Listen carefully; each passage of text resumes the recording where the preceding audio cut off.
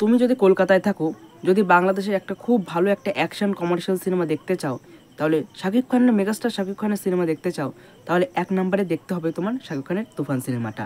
তুফান সিনেমাটা আজকে আমাদের কলকাতায় রিলিজ করেছে। সিনেমাটা দেখে আমার কেমন লাগলো সেটা তোমাদের সামনে জানাবো। তো চলো আজকের ভিডিওটা শুরু করি।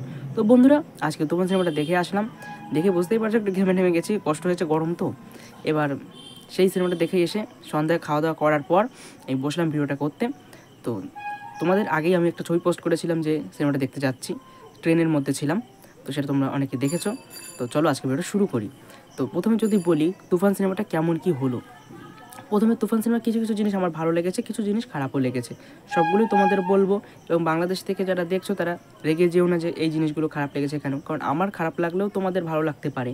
এবং প্রত্যেকের সিনেমা দেখার মাইন্ড সেট আপ আলাদা থাকে, এবং সেই জন্য তাদের এক একজন এক এক রকম সিনেমা পছন্দ। কেউ কমার্শিয়াল সিনেমা, কেউ আর্ট সিনেমা দেখতে পছন্দ করে। তো এবার যদি বলি যে তুফান সিনেমাটার মধ্যে অ্যাকশনের দৃশ্যগুলো আমরা ট্রেলারে যেভাবে দেখেছিলাম সেরকমভাবে কিন্তু অতটাও কিন্তু অ্যাকশন নেই সিনেমার মধ্যে, কিন্তু যেটুকু অ্যাকশন রয়েছে খুব ভালো।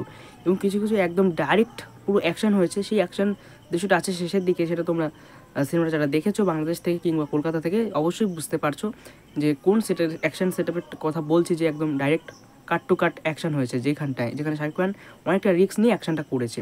এবং শাকিব খানের যদি লুক অ্যান্ড ফিল নিয়ে কথা বলি, তো সিনেমাতে শাকিব খানের ট্রেলারেও আমরা যতটা দেখেছি সিনেমাতেও দেখতে পাবো তার লুক অ্যান্ড ফিল নিয়ে বিন্দুমাত্র একটা কোশ্চেন করার জায়গা থাকে না।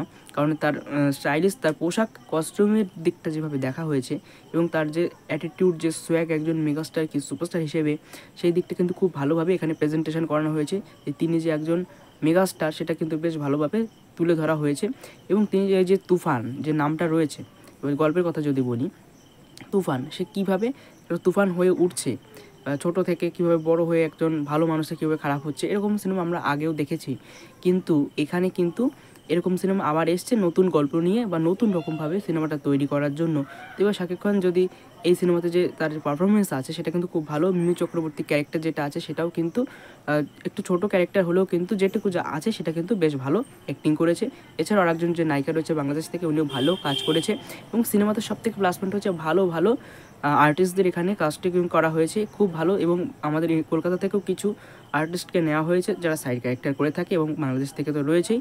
এবং সবথেকে চমকপ্রদ যে সবথেকে যে এক্সপেকটেশনের যে জায়গাটা ছিল চঞ্চল চৌধুরী সিনেমাতে কতটা কী রয়েছে। তো চঞ্চল চৌধুরী যে তার কাজটা রয়েছে সেটা কিন্তু ট্রেলারে যতটা দেখেছিলাম যে ওইটুকুতেই যে আমরা দর্শকরা যতটা এক্সাইটমেন্ট ছিলাম, এবং সিনেমার মধ্যে আমরা দেখতে পাবো তার যেটুকু যা পার্ট রয়েছে সেটা কিন্তু খুব ভালো। এবং তার অভিনয় নিয়ে একটা বিন্দুমাত্র কথা বলার জায়গা কিন্তু সত্যি বলতে থাকে না।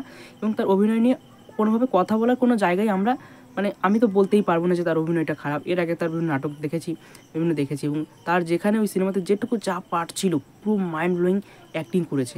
এছাড়াও সিনেমাতে আর যে বিভিন্ন রকম টেকনিক্যাল দিকগুলো ছিল, যে অ্যাকশানের ছাড়াও যে টেকনিক্যাল দিক আছে সেগুলো কিন্তু বেশ ভালো ছিল। এবং এই সিনেমাতে যে গানগুলো ছিল, মিমি চক্রবর্তী দুটো আইটেম সং ছিল, এছাড়াও আরও একটা নায়িকা ছিল তার যে গানটা রয়েছে ফেসে যাই। এবং শাকিব খানের যে একটা সাধারণ ফ্যামিলির যে পোর্শনটা রয়েছে, শাকিব খান যে একজন ফ্যামিলি মেম্বার হিসেবে, যে একজন মানুষ হিসেবে যেভাবে অভিনয়টা করেছে, এবং যে গল্পটা ছিল খুব বেশ ভালো লাগছিল। প্রথম দিকটা খুব সুন্দর লাগছিল, এবং এর পরের দিকে আস্তে আস্তে যে তুফান কীভাবে হচ্ছে তার যে ব্যাক স্টোরি সেটা খুব ভালোভাবে বলেছে। এবং সেটা দেখে অনেকটা কেজিএফের মতো লাগতে পারে, কিন্তু কেজিএফের মতন পুরোটা না হলেও নতুনভাবে বলার চেষ্টা করেছে, এটা সত্যি কথা। এটা সত্যি বলতে কেজিএফ বলা যাবে না পুরোপুরি, কারণ বাংলাদেশ এই বাজেটে যেভাবে সিনেমাটাকে প্রেজেন্টেশন করেছে সেটা কিন্তু বেশ ভালো লাগছে আমার দেখে, যে বাংলাদেশ এতটা প্রচেষ্টা করে সিনেমাটা তৈরি করেছে। এবং এখানে যদি মিমি চক্রবর্তীর ক্যারেক্টার নিয়ে একটু কথা বলি, যে তিনি আইটেম ডান্সার হিসেবে এর আগে সেরকমভাবে খুব একটা কাজ করেনি, একজন মুখ্য হিরোইনের চরিত্রে কাজ করেছিলেন, তারপর থেকে এরকম একটা ক্যারেক্টার এসছে এবং আইটেম সং করেছে। এবং গানগুলো খুব সুন্দরভাবে কিন্তু গানগুলো ক্যাচি হয়েছে, খুব ক্যাচি হয়েছে। এবং সিনেমাতে যে পার্টগুলোতে গানগুলো রাখা হয়েছে খুব সুন্দরভাবে গানগুলো সেট আপ করা হয়েছে, যে হ্যাঁ একটা হলে গিয়ে সিটি মেরে একটা গান আছে, সেই গানগুলো নাচা যাবে সেরকম গান। এবং শাকিব খানের এন্ট্রি দেখে আমাদের কলকাতার দর্শক কিন্তু সিটি মেরেছে বস, এটা কিন্তু মানতে হবে, সিটি কিন্তু মেরেছে। না শুধুমাত্র আমাদের সাউথের প্রভাস বা জুনিয়র এনটিআর এরাই থাকলে কি, এসআরকে থাকলে কি, জিৎ থাকলে, দেব থাকলে সিটি মারে না, বাংলাদেশের একজন শাকিব খান যে মেগাস্টার তার সিনেমা কলকাতায় রিলিজ করেছে।